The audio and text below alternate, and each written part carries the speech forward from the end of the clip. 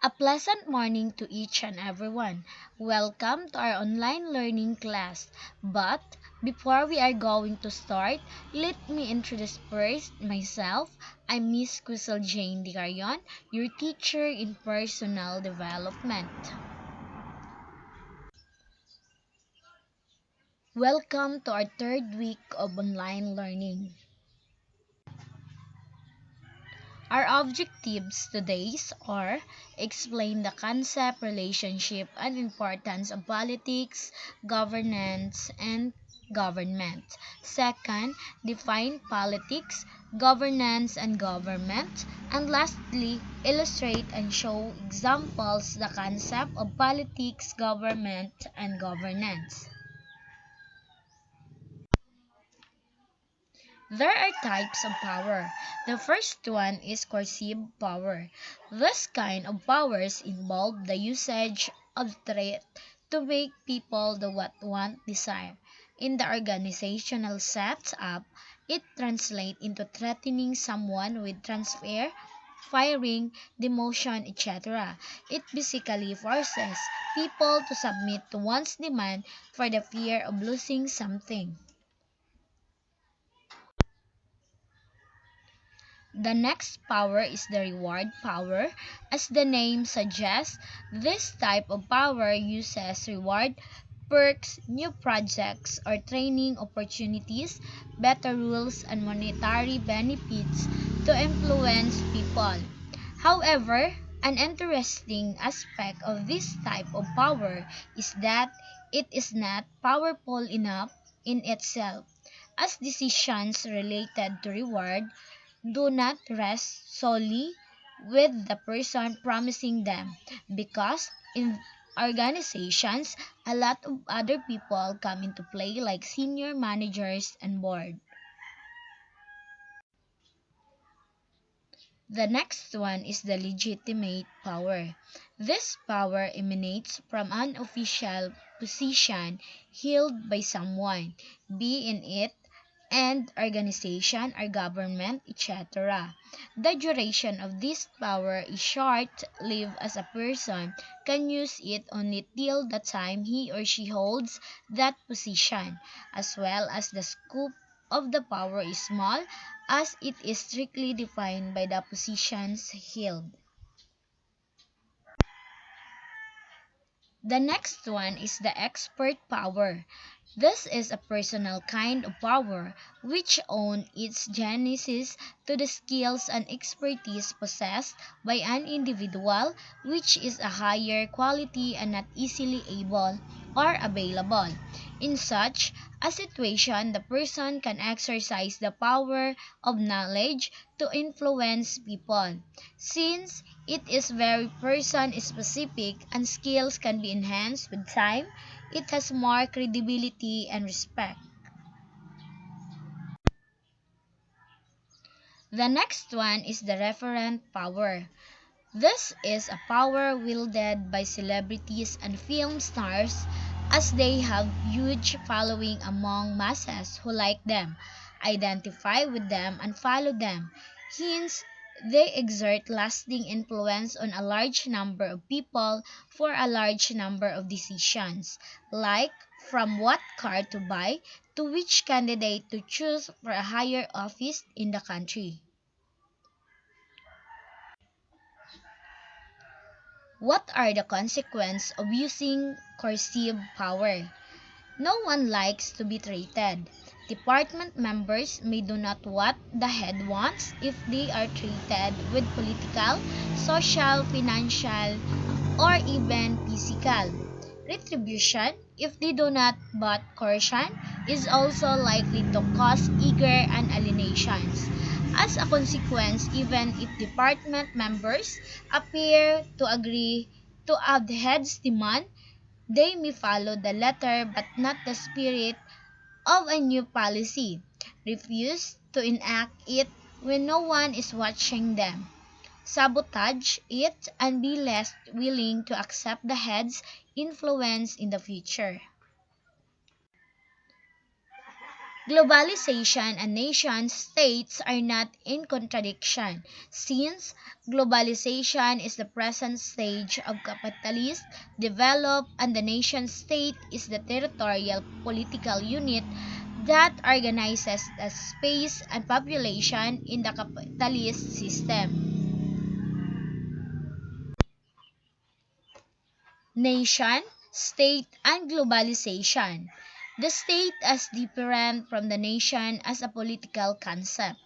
A state may be defined as a politically organized body of people inhabiting a defined geographical entity with an organized legitimate government, while a nation is a group of people with a common race, culture, religion, and historical experiences, but who may not necessarily live together in a single territory.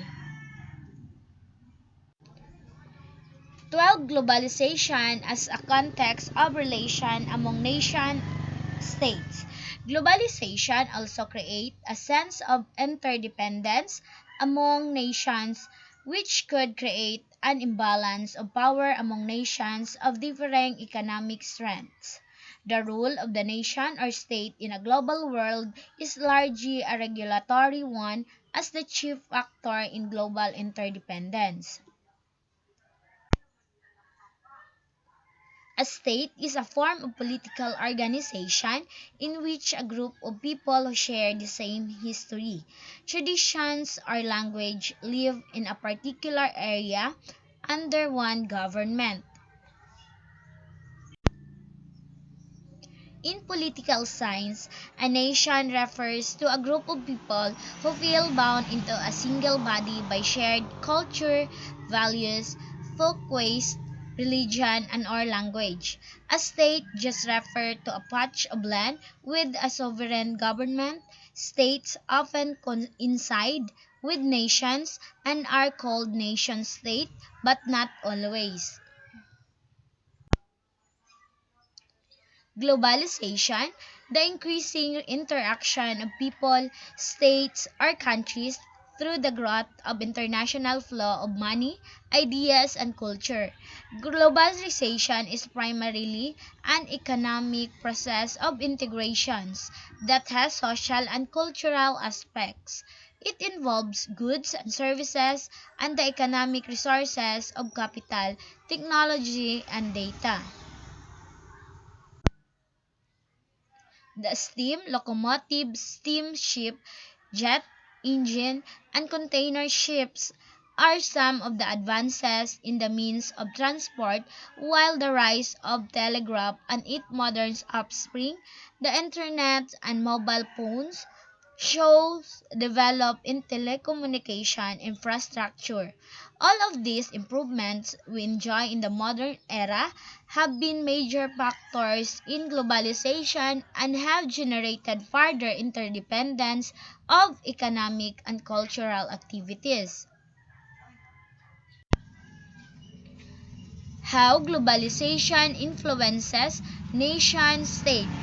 Since the beginning of the 1990s, globalization had become a high-frequency word in our daily life. Actually, globalization is not a strange word since the 16th century and Europe as the original source of globalization. It has some simple international trade at that time. People realized the importance of multinational communication and trade, therefore, make globalization become the main trade in today's world. In 21st century, globalization has become more and more common in the world. No matter people, organization, or government, but can see the changes which globalization brings them. Globalization has deeply influenced people's life and working style. Globalization makes world integrity closely and makes people life become more and more convenient. It brings many benefits to people, not only have deeply impact on people's life, but also influence the nation state more or less. It influences the nation-state's sovereignty, integrity, impact on their economic development, and their national culture. Although it changes the nation-state original condition, it still brings them some positive influence. It helps nation-state develop better and better. Therefore, globalization both give them chances and challenges, restructuring politics, economic penetration, and communication between multinational culture and national culture. In this essay, the purpose is to explain the relationship between the globalization and the nation state. Firstly, it will explain the academic definition of globalization and nation-state and state the process of globalization and the characters of nation-state.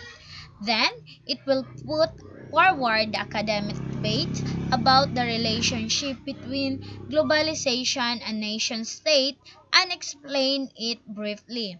Thirdly, it will discuss the globalization influences the nation-state through political, economic, and cultural aspects. Media globalization also brings benefits to the nation state because media is the key lining bridge which connect the nation state with other countries. And lastly, it will make a conclusions and provide the opinion for their essay.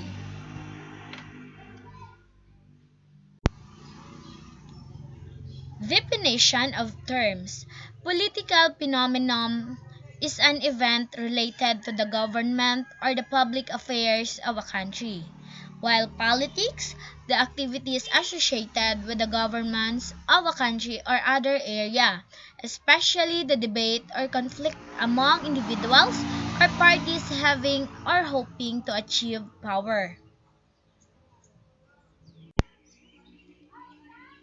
Political science, the branch of knowledge that deals with systems of government, the analysis of political activity and behavior. Governance, the action or manner of governing, while power is the ability to do something or act in a particular way, especially as a faculty or quality.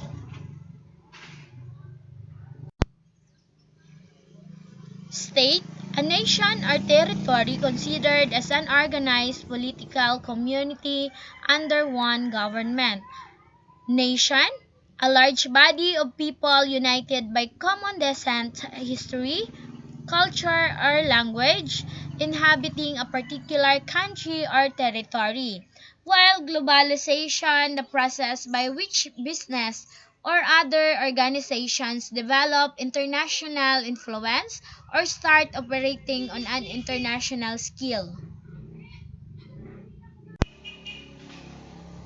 For the inquiries, you may click the link https://lcms.gaitf.com/ or you may contact the number 0975-2708-093 or 0951-3032-796. Thank you for listening and thank you for your cooperation.